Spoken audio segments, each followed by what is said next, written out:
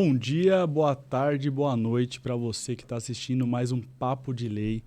Hoje o Papo de Lei com Ming Costa tem um convidado especial, mas antes vou passar a bola aqui para o meu sócio, cofundador do Ming Costa Advogados, Dr. Leonardo. Obrigado, Dr. Ming. Pessoal, sejam bem-vindos a mais um Papo de Lei com Ming Costa. Como o Dr.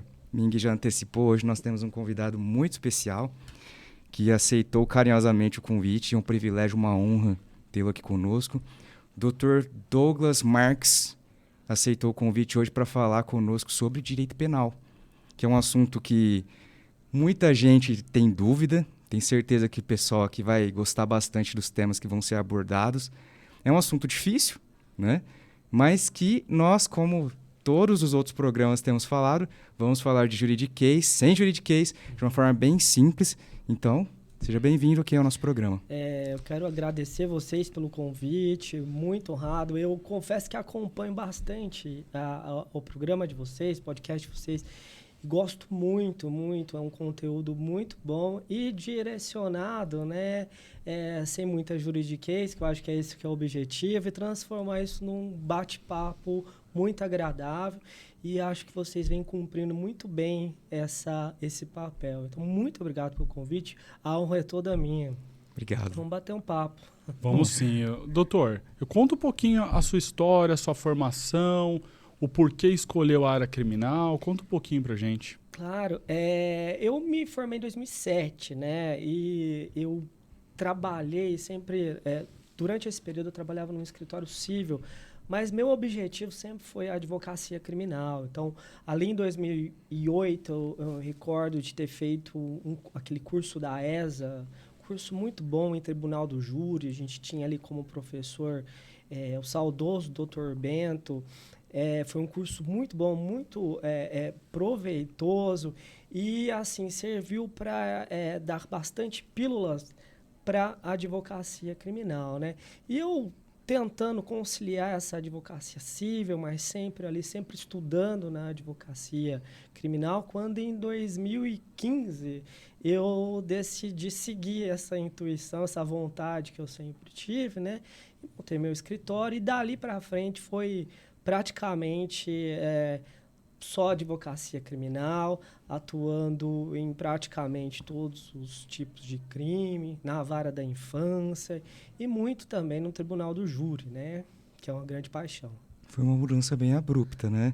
Da área civil, migrando para a área criminal, assim. E com essa mudança que você teve na sua carreira, o que você pode dizer hoje sobre ser um criminalista? Como é ser um criminalista? Tem causas que você não pega, assim, você rejeita, alguma causa específica? Olha, a advocacia criminal ela é apaixonante e eu acho que eu me sinto realizado de verdade depois que eu passei a atuar na advocacia criminal.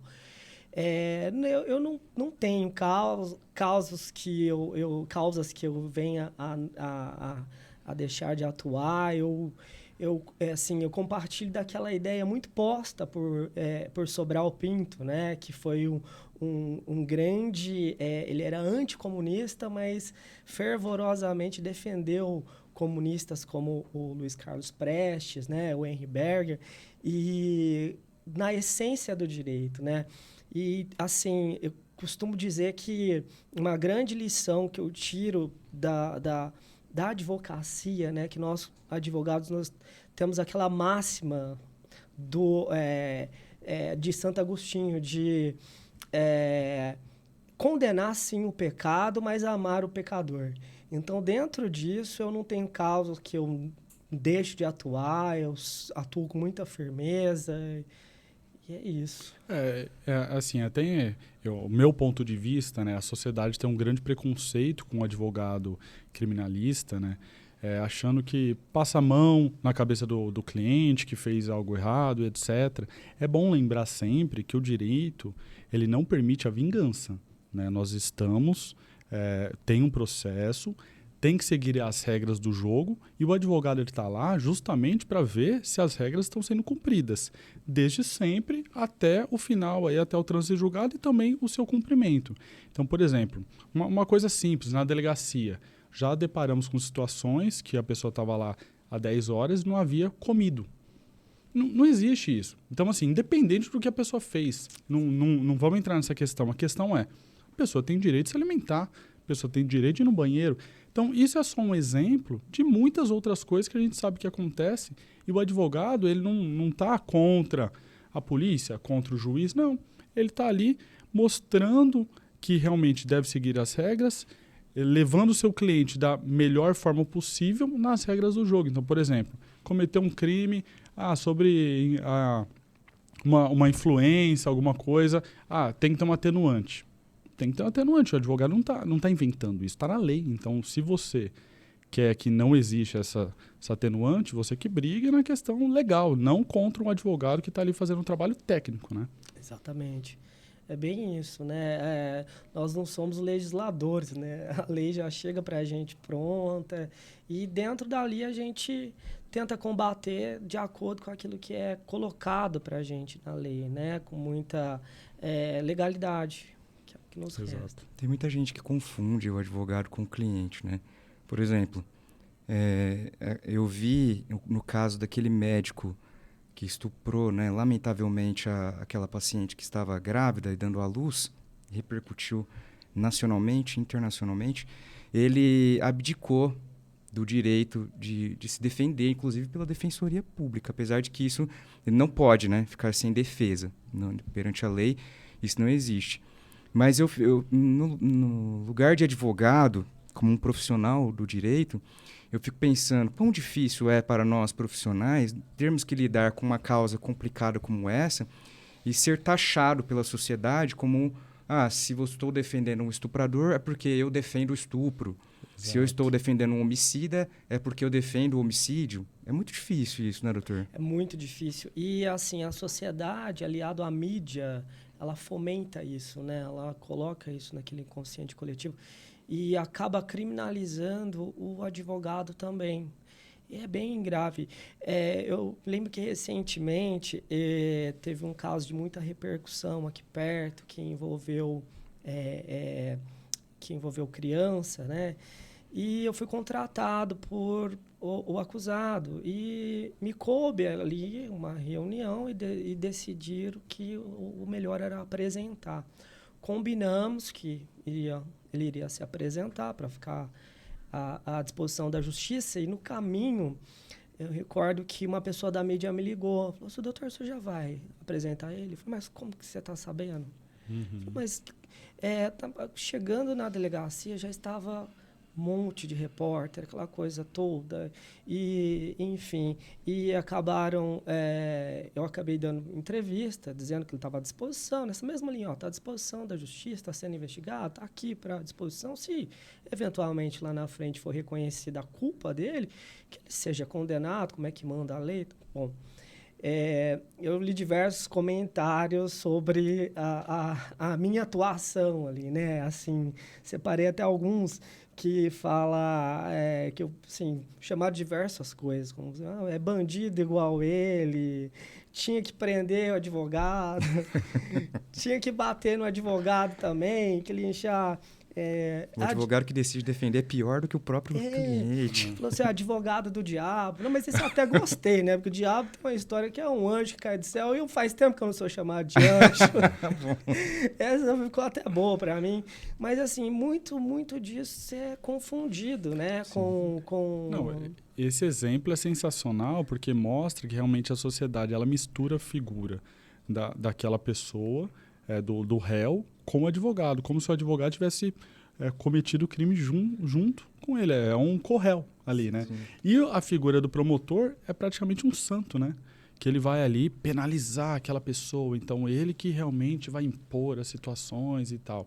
Então, o advogado ele fica submisso ali na lama, né? Exatamente. E é muito disso. E é um pouco cultural. E eu acho que cabe a gente, assim... dentro das regras do jogo, tentar mudar isso, né? Eu recordo, né? Trago assim na questão do júri, que ali está o promotor, está o juiz, um degrau acima, né? Um pouco mais embaixo, do lado, às vezes nem embaixo está igualzinho um promotor. Eu recordo que há mais ou menos um mês e meio atrás, eu e outro colega, nós fizemos um júri numa cidade aqui perto, e o promotor usou de um expediente de interromper a todo momento, que estava falando, uma coisa muito terrível. E eu pedi à juíza que ela intervisse e eu questionei justamente isso. Ela falou, olha, doutora, a acusação, ela dá do direito de sentar ao lado da Sua Excelência com a visão direta do júri. E a defesa, ela dá de um canto qualquer aqui como se fosse menos importante o nosso trabalho. Mas não é.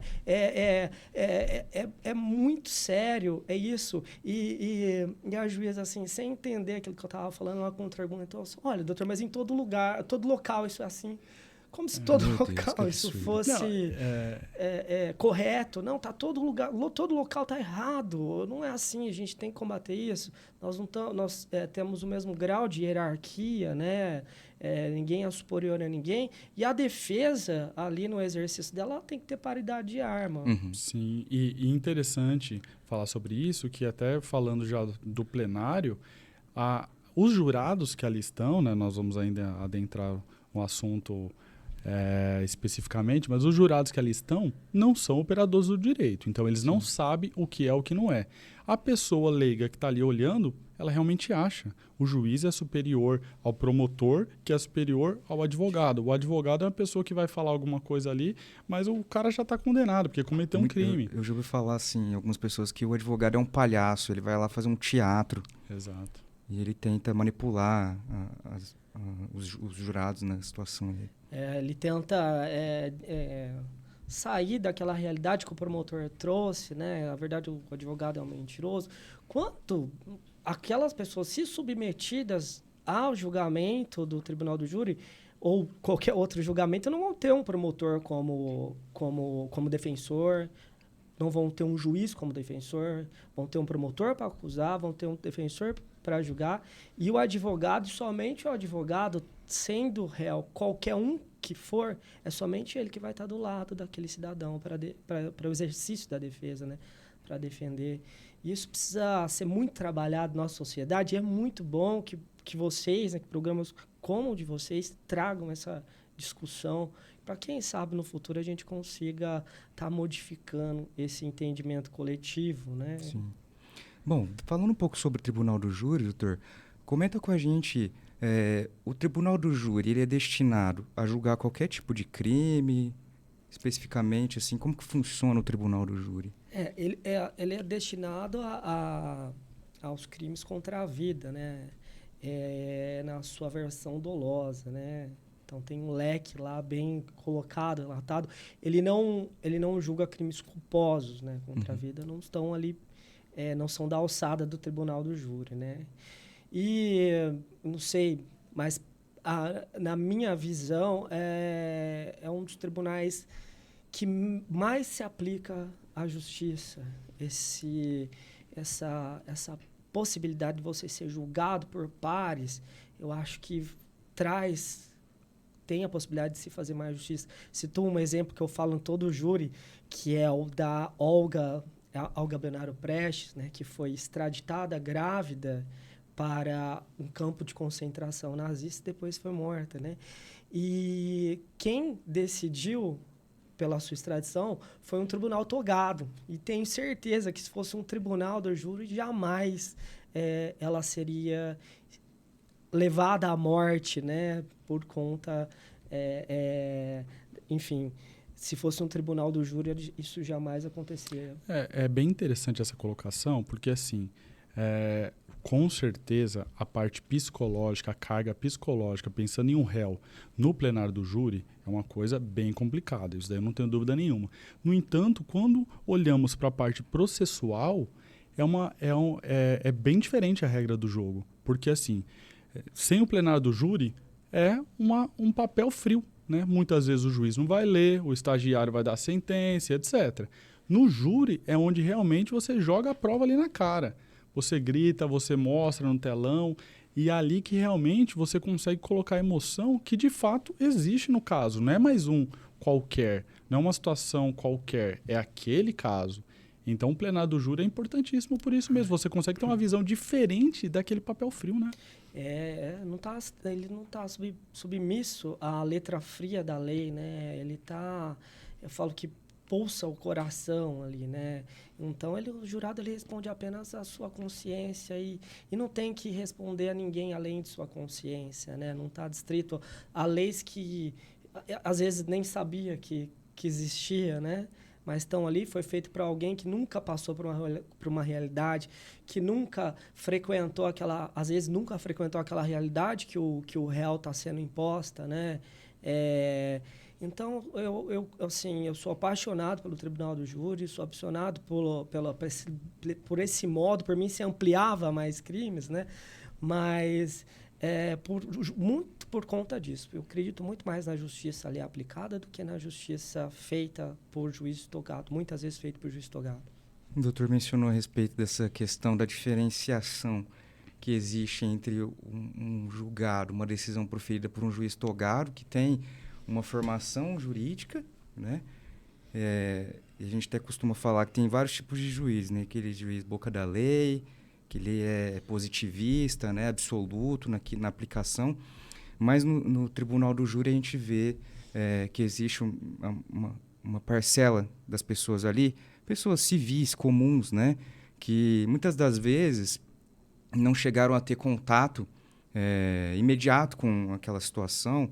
Às vezes o crime não foi assim tão repercutido e às vezes o primeiro contato que ela está tendo com aquela situação ali é no próprio júri. E isso é até vantajoso, né? Já que não tem uma repercussão midiática, uma vez que ele está ali limpo, digamos assim, não está contaminado, né? Com outras questões que não envolvam apenas a análise das provas e dos fatos que são ali tratados. Falando sobre jurados, especificamente, né? E sobre a decisão que é proferida ali, como é que faz para formar esse corpo de jurados? Qualquer pessoa pode ser jurada? Existe algum benefício de ser jurado? Como funciona essa questão? É bem interessante essa questão sua, porque assim, a lei exige apenas ali no artigo 436 que é a notória idoneidade do jurado. Então, são pessoas escolhidas, né? E são pessoas com uma idoneidade. O júri é formado por 25 jurados, né? E dentre esses 25 são sorteados 7 jurados para compor o plenário. A acusação e defesa têm direito à recusa de 3 jurados e é formado esse conselho de sentença com 7 jurados, né? Ainda, né, é previsto ainda em lei uma punição para os jurados que se recusa, né, que até de 1 a 10 salários mínimos para recusa imotivada de estar compondo ali, né, o júri. E a única exigência que a lei traz é essa idoneidade, né, dos jurados. Uma questão bem interessante, né, a formação, né?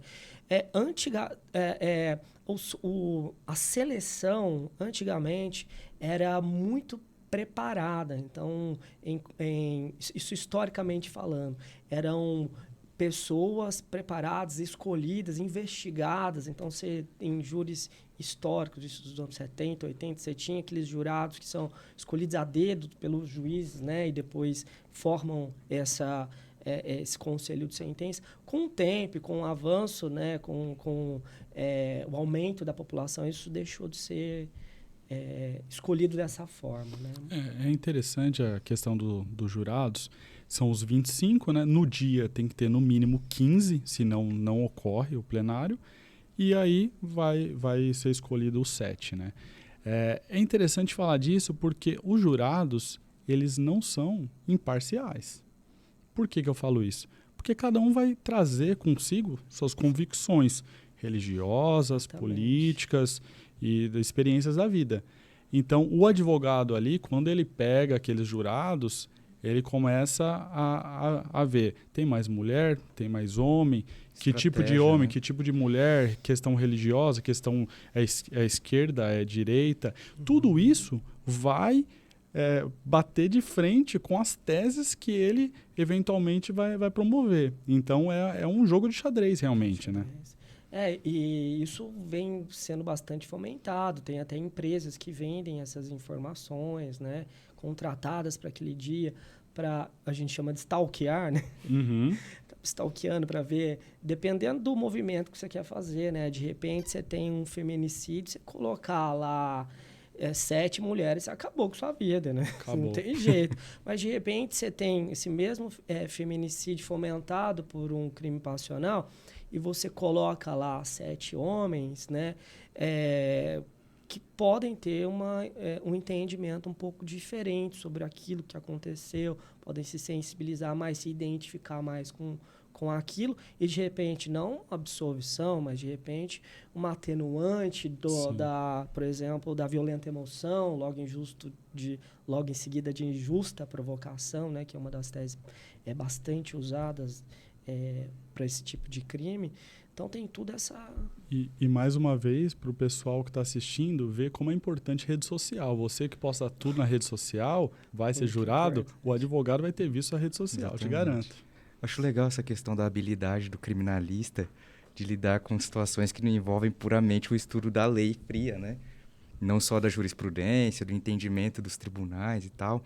Você estudar o corpo de jurados também é importante. Muitas das vezes, por exemplo, já me contaram isso, né? Em comarcas menores, o promotor está ali há 20 anos trabalhando com aquele mesmo juiz. Ou seja, aquele promotor, ele toma cafezinho todos os dias com o juiz. O corpo de jurados em comarcas menores, ele não muda frequentemente. São os mesmos jurados para vários júris que ocorrem assim consecutivamente.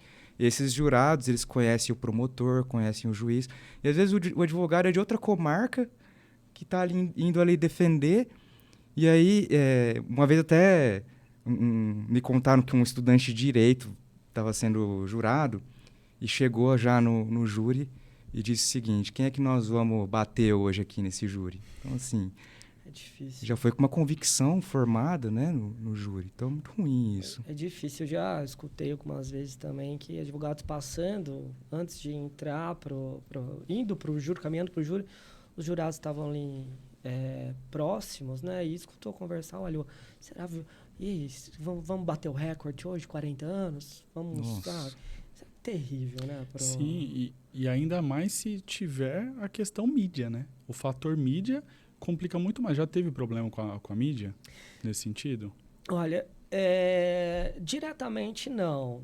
Em júris que eu atuei, não tive diretamente ligado à mídia, problemas não. Mas a gente sabe que interfere muito, né? E não adianta, né? Eles acabam... A forma como eles produzem o material já é uma forma que induz o coletivo a uma formação de convicção, né? E aí é muito complicado você ter que lutar contra isso, né? O júri, o plenário do júri ele é muito específico, ele é muito delicado, envolve muito preparo, envolve muito preparo, né? E você ainda lida com uma diversidade da mídia, de repente uma opinião já entra contrária, perdendo, né, o advogado? Já entra perdendo. Sim, é bem sensível mesmo. Falando sobre atuação, preparação, o doutor começou a falar sobre isso. Como é que foi a sua primeira experiência no tribunal do júri? Olha, foi numa comarca aqui próximo, né, que envolveu um homicídio de um idoso, né? Foi bem complicado, eu fiquei bastante nervoso e sempre fico nervoso e eu acho que eu vou ficar a vida inteira nervoso quando tiver que entrar numa sessão de júri, né, plenário de júri, mas assim, eu estava muito bem preparado para o que poderia ser feito, né? Tinha estudado muito, tinha lido bastante, né? Então, tudo aquilo que eu tinha para estar fazendo, que eu tinha que estar trazendo aos jurados, foi feito assim da forma que eu previ. Obviamente, os resultados muitas vezes não dependem da gente, né? Caso de caso muito sensível, que para aquela pequena comarca gerou uma grande repercussão. Então, enfim. Mas foi bem interessante. Mas é o que eu costumo dizer. Todo júri, todo novo júri é uma experiência diferente. Muita atenção, é sempre uma... Achei legal que você disse aí sobre você ter estudado muito, você sabia o que tinha que ser feito, fez o que tinha que ser feito. Essa questão de você resguardar as garantias do seu cliente, É importante ressaltar porque a gente fala sobre o bom advogado e o advogado ruim, né? Quem que é o bom advogado? O advogado bom é aquele que consegue absolver o cliente num tribunal do júri? É um advogado que consegue livrar o cliente de uma eventual condenação, seja ela em qualquer outro tipo de esfera, não propriamente criminal. O bom advogado é aquele que se prepara adequadamente e usa de todas as armas possíveis e existentes naquela situação para poder resguardar os direitos do cliente. Exatamente. Né? E não necessariamente para poder livrá-lo de uma condenação, mas talvez para poder mitigar os danos, né? A pena diminuir e talvez um regime que não seja fechado, mas um semiaberto ou aberto para aquela pessoa, não é mesmo? Exatamente, uma pena justa, né? Chegar a uma pena justa para aquele cliente, né? Para aquele réu que está ali naquela situação. Eu acho que o bom advogado é nessa linha que você falou mesmo, é o que se adequa à realidade e faz o que for possível, né? Para o seu cliente. A questão do final aí é a cereja do bolo, né? Lógico, a gente busca isso, o cliente busca isso, mas nem sempre é possível e, às vezes, o resultado realmente foi o melhor possível. A gente vai sempre trabalhar para isso, né? Sim. A gente vê bastante, assim, questão de filmes, séries, de TV, Netflix e cinema por aí, né? Hollywood, de modo geral. E a gente vê que no tribunal do júri, lá fora, especialmente nos Estados Unidos, o júri ele precisa chegar a um consenso e depois eles vão lá e relatam o voto, né? Que chegaram a um consenso. Há uma unanimidade entre eles ali naquela situação, né? Aqui no Brasil, existe essa questão da unanimidade? Eles precisam chegar junto num único voto? Não. Aqui no Brasil é diferente, né? Então, são 7 jurados. Na ocasião do julgamento, eles vão para uma sala secreta, né? Que a gente chama, esse é o nome dado em lei, inclusive. E ali são realizados questionamentos, né? E são abertos as células de votação, né? Alcançando a maioria, as outras não são abertas, né? Ele só dada a maioria já não tem Se mais. 4 votos, porque são 7, né? Isso. Se 4 votos já forem no sentido da absolvição ou condenação, não precisa ler os próximos, Não até precisa por uma questão de privacidade, né? e também de proteção também dos jurados, né? Por exemplo, um questionamento que é obrigatório, né? Se o júri absolve ou não o acusado. Então, você abriu 4 células, não, sempre não, né? Aliás, a maioria das vezes. Então, já não é necessário abrir as demais, né? Essa questão uma curiosidade minha, essa questão de você proteger, né, a decisão do jurado ali pelo voto e tal, sigiloso, tem a ver talvez com essa questão da ameaça?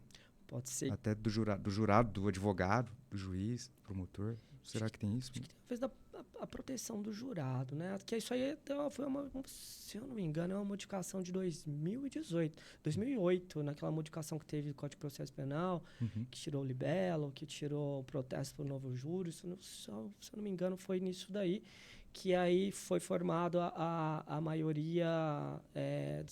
Antigamente você abria todos os votos. A partir dali teve uma coisa e eu acredito que seja muito por conta disso. Muito para proteção dos jurados. Né? Ainda mais pensando numa comarca menor, né, que todo mundo se conhece. Imagina o jurado votou sim, votou não. Todo mundo ali vai saber quem é a família, etc. Ou aqueles júris que duram dias, né? Sim. Como é que faz com um jurado que está numa situação tão pressionado desse jeito, né? E a mídia dizendo que é culpado, e ele ali acuado, né? Talvez sofra algum tipo de retaliação social. Ah, com certeza, né? Ainda mais esse que tem muita repercussão, né? Que duram dias, que inevitavelmente, se você ficar sabendo quem é o jurado, não tem jeito. Você citou o exemplo da cidade pequena, né? E é interessante como no júri tudo é muito sensível e acaba findando aí no trabalho do advogado, porque o advogado ele fica correndo atrás, né? Tá com sempre um passo atrás tentando correr atrás. Então, imagina um jurado que tá com vontade de ir no banheiro. O cara tá apertado ali para urinar. O cara não vai prestar atenção em nada. Um jurado, 3 dias lá como jurado. cara já tá com fome, já tá de saco cheio daquela bolachinha, daquele lanchinho, daquela barrinha de Estressado, cereal, né? estressado. Ele não tá, não, vai, eu volto logo. Não, Já dá o final. E até uma brincadeira, doutor Mink, se me permite, até a minha companheira, né, ela sempre fala, ó, você é advogado criminalista, porque você nunca ia ser... Você nunca ia ser jurado na sua vida. Eu digo por quê? É porque você jamais ficaria esse tempo todo sem usar o celular. Também. É triste. E eles ficam sem se comunicar com a família, né? Às vezes Segregado, por dia, né? segregado. O Totalmente. celular é confiscado antes deles entrarem para o júri, entrarem para o conselho de sentença. Eles não ficam têm incomunicáveis, inclusive, entre eles, os próprios acesso. jurados? Entre eles não podem conversar, né? Embora, enfim... Ficam isolados. A ideia é que não converse sobre... Não pode haver o debate sobre o fato. Né? Podem conversar sobre futebol, churrasco, Não sei é o lá. ideal, mas vamos colocar aquela questão da diferenciação com a prática. Na prática pode acontecer. Entendi. Principalmente nos momentos de intervalo, né? De almoço, de refeição. Então é comum que eles... É difícil ficar mudo, né? Mas... exatamente. Tem um princípio do Tribunal do Júri que eu gosto muito de proferir, que é o princípio da soberania dos vereditos, né? Que você mencionou aí sobre você ser submetido a uma decisão que ela não é proferida por um juiz togado, mas por um corpo de jurados ali que muitas das vezes não tenha nenhuma formação jurídica, né? Mas numa situação assim, uma dúvida que eu tenho, todas as provas que foram produzidas ali naqueles autos foram favoráveis ao réu, no caso pela absolvição, certo? E o júri decide condenar. Igual você falou aí, uma das perguntas que são feitas aí é absolvo ou condeno?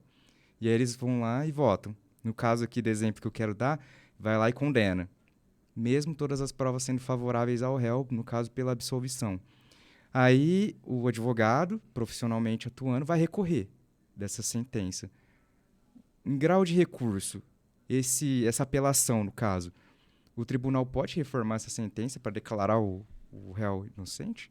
A prova, né, a votação manifestamente contrário às provas, ela pode ser alvo de recurso e até mesmo de reforma pelos tribunais.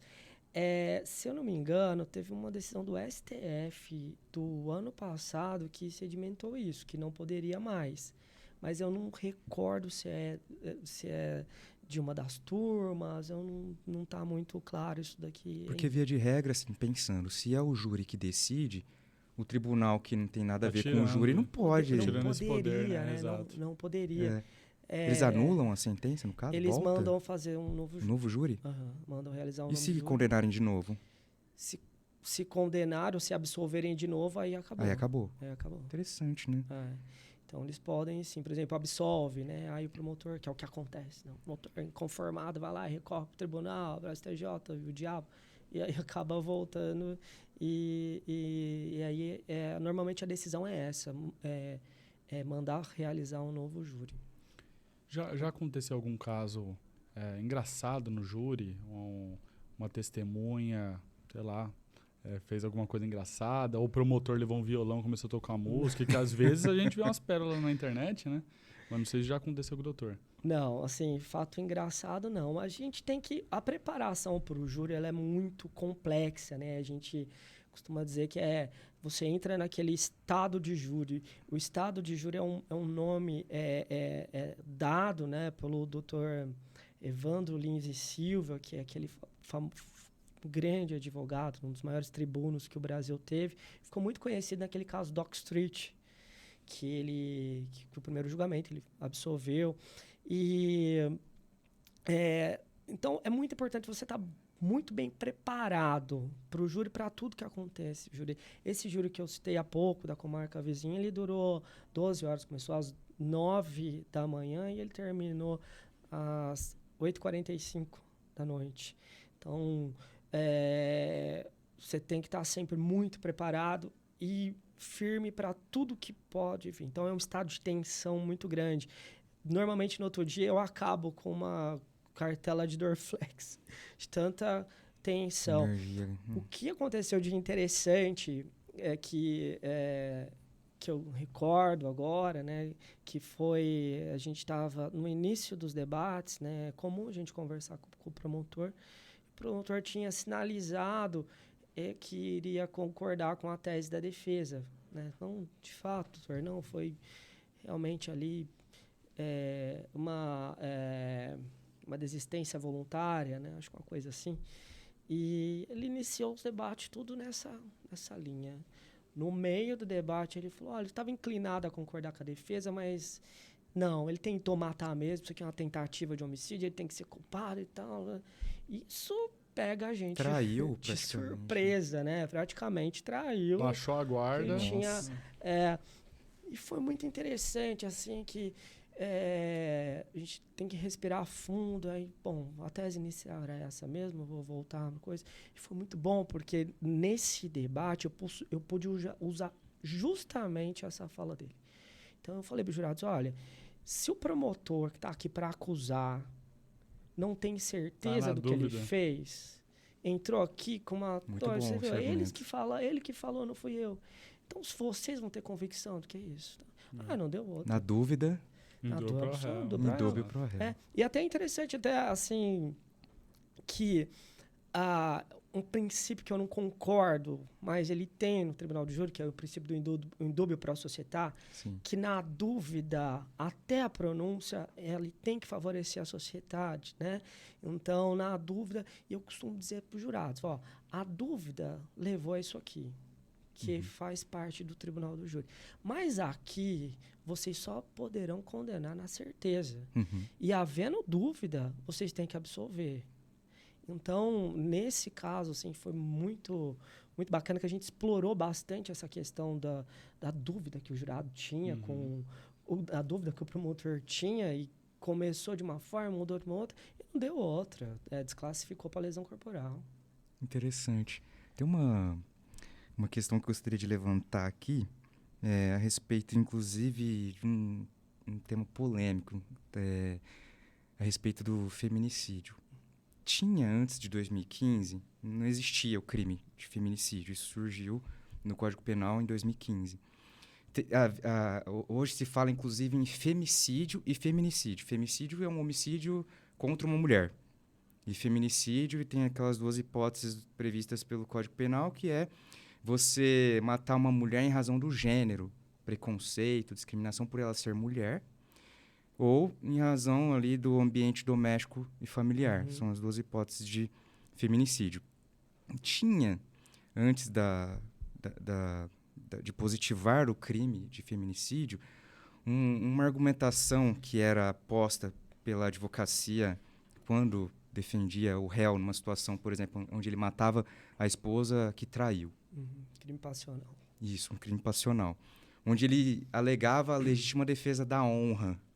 Isso. Né? Ela me traiu e aí eu perdi a cabeça, fui lá e matei. Com a entrada em vigor do feminicídio, toda essa repercussão que tem gerado socialmente pela mídia, esse argumento caiu por terra, né, praticamente. Ele caiu por terra, né, essa questão da legítima defesa da honra, mas ele não foi nem em 2015, com o surgimento dessa lei, né, assim, sempre se matou mulher, mas nunca tive uma tipificação penal. Aí acharam que deviam colocar uma tipificação penal, tá ok, tá beleza, acho muito bom. Mas somente foi cortado essa alegação. Hoje você não pode colocar, essa tese não pode ser aceita no Tribunal do Júri a partir se eu não me engano, 2021. Foi a decisão do Supremo, se eu não me engano, do Toffoli, não tenho certeza. E que ele, a partir dali, ele cortou essa questão do não aceita mais o legítima defesa da honra, né? Já você pega julgamentos históricos, que nem o próprio Dock Street ali de 79, 80, a sociedade já discutia que isso daí não era mais aceito. Mas me recordo até de uma matéria que teve posteriormente, que isso ainda assim era usado, era aplicado. Em algumas cidades muito conservadoras, a pessoa era absolvida por legítima defesa da honra, o que levava a anulação, a recurso por parte do Ministério Público, a anulação do júri por parte do tribunal, e a realização de um novo plenário do júri, né? Mas é um argumento que não pode ser mais usado no júri. Sim, já está ultrapassado, né? Ultrapassado. Entendi. E você já se deparou com alguma situação, algum júri de cliente que você tenha pensado, meu Deus do céu, esse cara não tem defesa. O que ele fez é tão complicado que as provas estão claras que não tem o que fazer. Já se deparou com uma situação assim? Olha, eu não me deparei e, assim, eu jamais aceitaria o patrocínio de alguém que eu não conseguisse ajudar de alguma forma, sabe? Se eu olhasse para aquilo ali e falou, cara, não tem o que fazer, sinto muito, mas não vou pagar. Isso já aconteceu, não com o júri, né? Mas com outra situação. A pessoa chega para rever um recurso, fala, não, você pega lá a dosimetria da pena, não, tá, ó, subiu, compensou atenuante e tal. Aí a segunda fase está dentro daquilo ali. Ó, o que tem para fazer, o juiz já fez. A pena mínima, nós não temos onde correr. Então, eu particularmente, eu não pego. Com o júri não aconteceu. Por mais que não tenha como defender uma tese absolutória, que embora isso seja obrigatoriedade do quesito, né, de quesitação, se o júri absolve ou condena o réu, independente do crime, se é quesito obrigatório, você argumenta ainda, né, fala assim, olha, você matou a mulher 25 facadas, mas ó, se quiser absolver, vocês podem não responde para ninguém. Você argumenta. Mas é, obviamente, muito difícil de uma absolvição nesse tipo A vítima de pulou na faca, né? Teve um caso que um colega meu me contou que o réu, ele matou a esposa e aí quando ele estava esfaqueado, enquanto ele estava esfaqueando a esposa, o filho foi até ele para tentar impedir. E aí ele esfaqueou o filho, ou seja, ele matou a esposa e o filho. Nossa. E no júri, eu não sei o que levou ele a dizer isso, mas ele mencionou perante o plenário ali, os jurados, que a mulher, ela pulou na faca enquanto ele estava alterado ali. Queria Ela cometer um suicídio. já estava com intenção suicida já há algum tempo. Uma tese Uma linha de defesa meio furada, né, doutor? Eu acho que não deu certo. E é complicado também o advogado instruir esse réu, né? No caso prático, é muito difícil você conseguir prever absolutamente tudo que vai acontecer, todos os questionamentos e também a questão da pressão, né? Na hora ali Sim, muito difícil. Sim, né? E assim, a maioria está ali preso já há um bom tempo, né? Já perdeu aquela identidade, até identificação com a sociedade. Para ele passar aquilo ali de um modo que você tenta trabalhar, né? Você trabalha a personalidade dele, é uma pessoa, olha, 40 anos de idade, nunca cometeu um crime, sempre trabalhou, sempre levou a vida direita, aquela coisa toda, mas um acaso da vida veio a fazer isso. Mas mesmo assim é muito difícil você tratar. É praticamente impossível já. Falando sobre a atuação do Ministério Público, porque assim, o Ministério Público ele tem uma dupla função, né? De custos legis, que seria como fiscal da lei, né, perante a sociedade ali, e no tribunal do júri como acusador mesmo, como advogado de acusação. E que nessa situação específica coloca o advogado de defesa em paridade com o Ministério Público nessa situação, de modo que você vai ter que debater em pé de igualdade com o Ministério Público.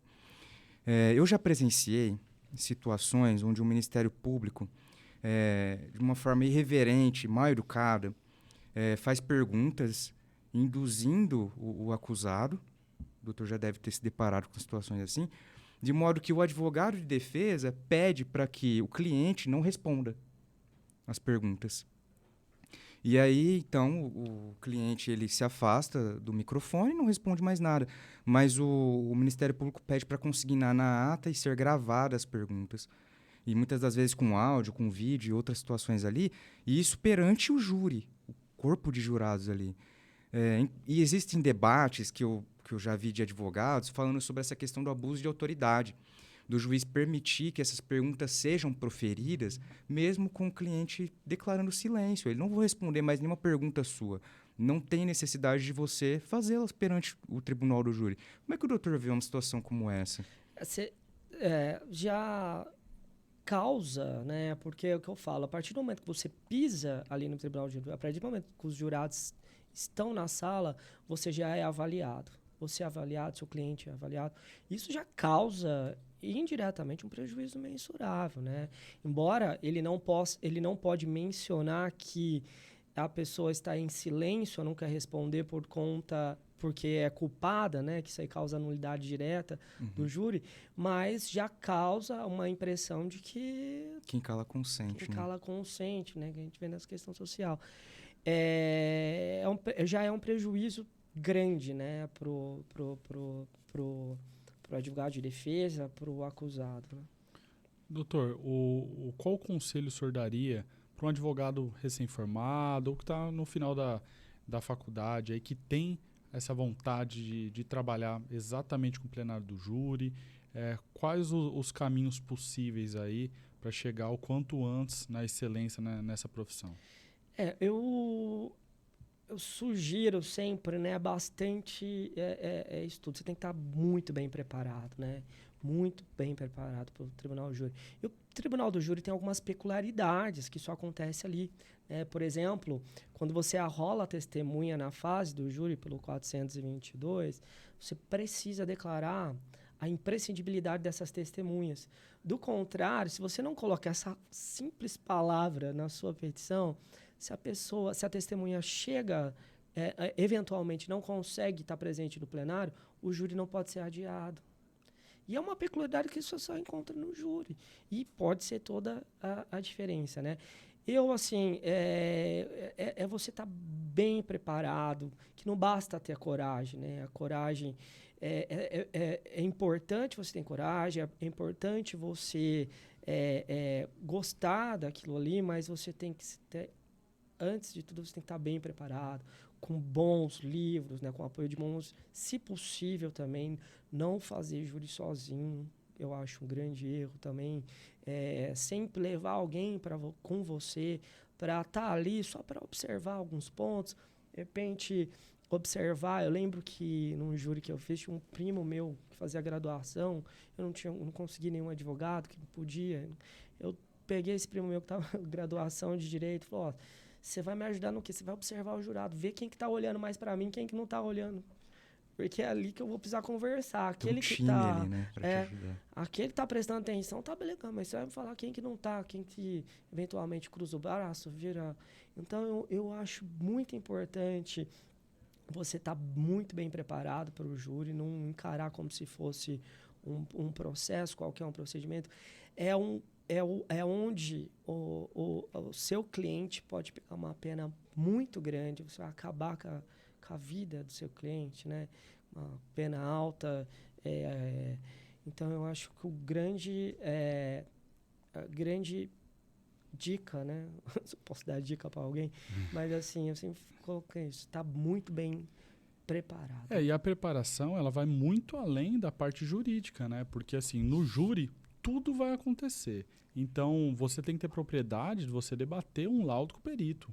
Tem propriedade para falar sobre como que foi aquela lesão, medicina legal ali tem que estar afiada, porque o promotor, ele vai falar, para você conseguir tirar a propriedade do que ele disse, explicar para os jurados, você tem que saber aquilo ali. E na hora, por mais, né, com certeza tem outro colega no lugar ali, mas você não pode um estar ali estudando e o outro estar fazendo. Não existe, não tem tempo, é que nem uma entrevista, tá ali ao vivo e a cores, e você tem que se virar, né? Exatamente. É muito mais além do que a próprio Código de Processo Penal, enfim, Código Penal, ali a parte geral, você pega algum argumento, alguma coisa, né? Você tem que estar preparado com outras matérias, com outras disciplinas, né? Interdisciplinaridade. A medicina legal, a questão da balística também, né? Interfere muito, né?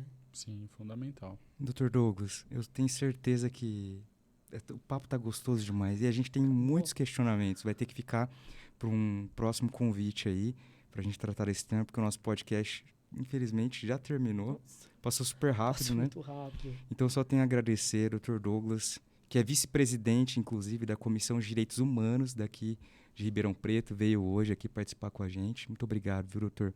Volte sempre. Imagina, eu que agradeço o convite, agradeço esse bate-papo com vocês. Espero ter contribuído com alguma coisa. Sempre assisto vocês, é sempre muito bom esse ambiente que vocês trazem. Espero ter contribuído de muita forma. Muito obrigado pelo convite. Com certeza contribuiu. Foi uma aula aqui para todos nós, né? Esse é mais um Papo de Lei.